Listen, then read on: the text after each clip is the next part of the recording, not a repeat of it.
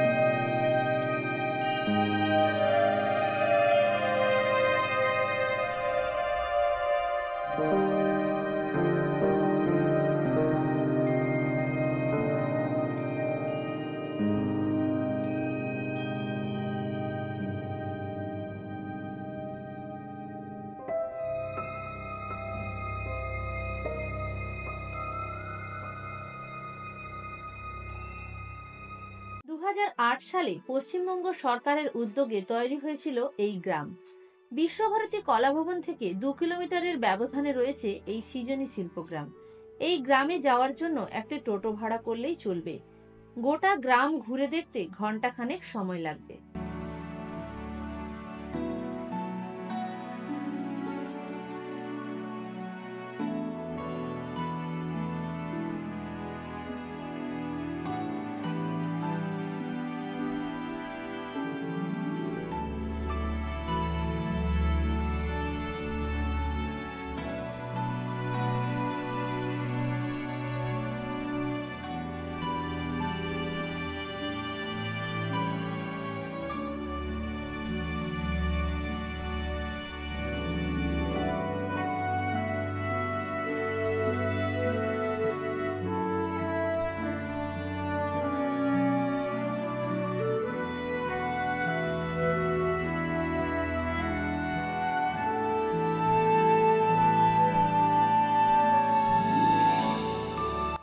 বাংলার শিল্প নয়, দেখতে পাবেন উড়িষ্যা, বিহার, সিকিম, অসম সহ 7 রাজ্যের শিল্প নিদর্শন। এখানে রয়েছে প্রত্যেক রাজ্যের এক একটি করে কুঠির। সেখানে প্রবেশ করলেই দেখা যাবে অভূতপূর্ণ সব শিল্প নিদর্শন। এক একটা কুঠির এক এক রাজ্যের প্রতীক। দেখা মিলবে এক বাঁশের তৈরি লাইট হাউসেরও।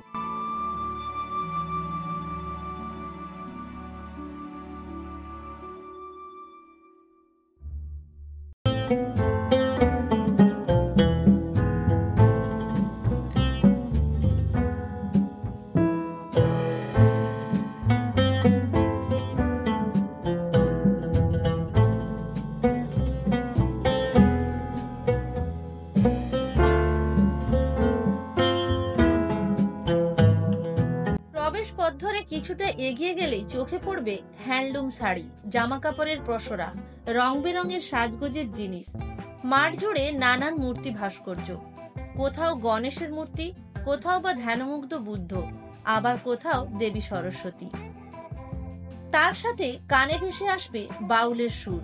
গোটা গ্রাম তৈরি হয়েছে বিভিন্ন রাজ্যের শিল্পকলা দিয়ে।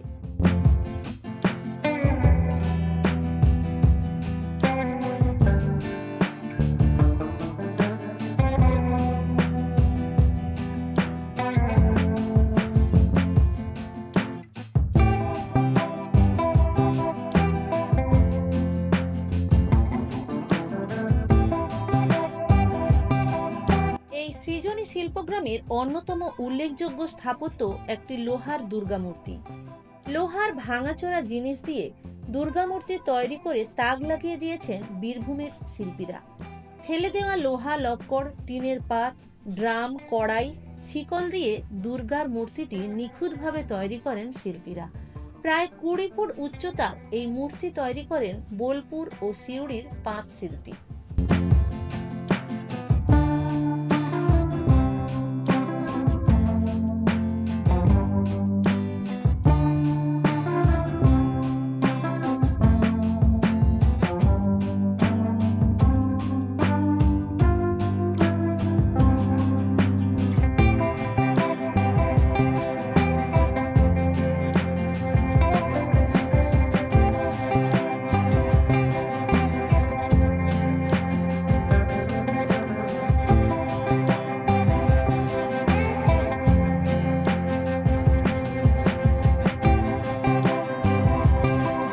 শিল্পগ্রাম নির্মাণ করার প্রধান উদ্দেশ্য ছিল উত্তর পূর্ব ভারতের রাজ্যগুলির শিল্প, জীবনধারা, সাহিত্যকর্ম সাধারণ মানুষের সামনে তুলে ধরা।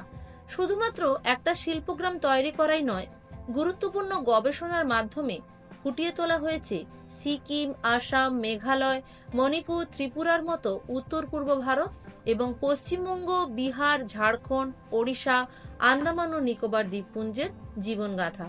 এই কমপ্লেক্সটি 26 বিঘা জমি জুড়ে বিস্তৃত।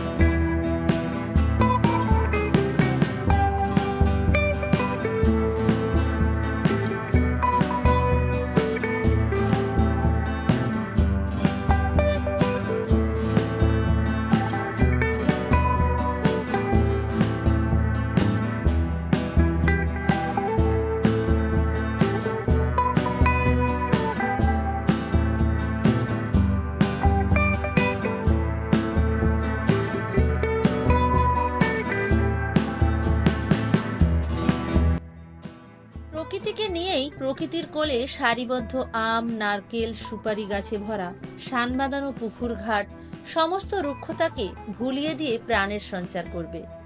আগামী প্রজন্মের জন্য নিজেদের ঐতিহ্যকে বাঁচিয়ে রাখতে সৃজনী শিল্পগ্রাম বিশেষভাবে সহায়তা করবে। বোলপুরের এই সৃজনী শিল্পগ্রাম হলো এমন একটি দর্শনীয় স্থান যেটা না দেখলে বোলপুর ভ্রমণ অসম্পূর্ণ থেকে যাবে।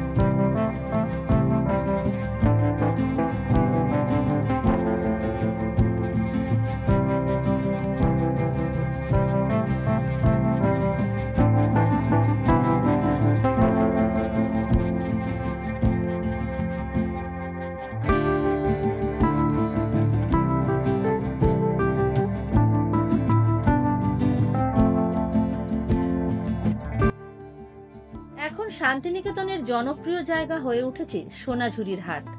এই হাটে পর্যটকরা সব থেকে বেশি ভিড় করে থাকে। খুব কম লোকই তাই সৃজনী গ্রামে আসেন।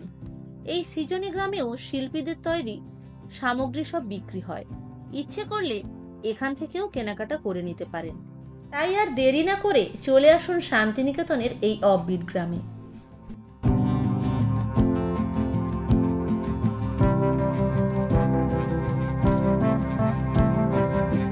আমরা শান্তিনিকেতনে পলাতকা হোমস্টেতে ছিলাম। হোমস্টের ওনারের সাথে আমরা এখন কথা বলছি। নমস্কার, আমার নাম প্রিয়তোষ। এই পলাতকা গেস্ট হাউসে আমি ওনারের ছেলে।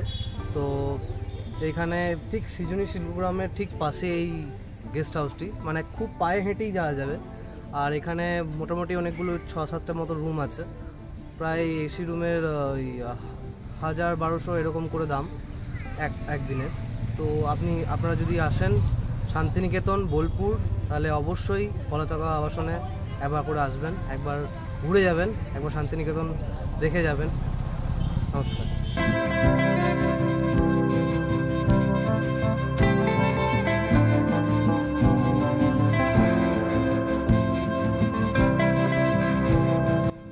ফেরার পথে শক্তিগড়ের ল্যাংচার দোকান থেকে কিছু মিষ্টি নিয়ে নিলাম বাড়ির জন্য। ভিডিওটি ভালো লাগলে লাইক, কমেন্ট ও শেয়ার করবেন।